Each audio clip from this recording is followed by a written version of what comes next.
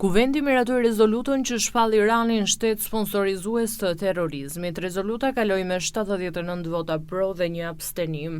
Dokumenti u prezantua në foltore nga kreu i grupit parlamentar të Partisë Socialiste Taulant Tëballa. Partia Demokratike nuk mori pjesë në seancë duke e konsideruar rezolutën si agjendë personale të Edi Ramës. Megjithatë, në sallë nuk munguan zërat opozitar.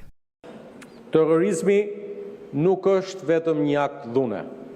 Ai është një strategji e qëllimshme friksimi, destabilizimi dhe minimi të rendit demokratik. Ai godet civilët, godet institucionet dhe godet edhe parimet mbi të cilat është ndërtuar sistemi ndërkombëtar pas luftës së dytë botërore. Prandaj, lufta kundër terrorizmit nuk është thjesht një çështje sigurie. Ajo është sot një betejë për mbrojtjen e demokracisë, për mbrojtjen e shtetit të drejtës dhe për ruajtjen e paqes dhe të stabilitetit ndërkombëtar. Shqipëria ka qenë dhe mbetet një vend shumë i qartë dhe i palëkundur në këtë qëndrim të saj.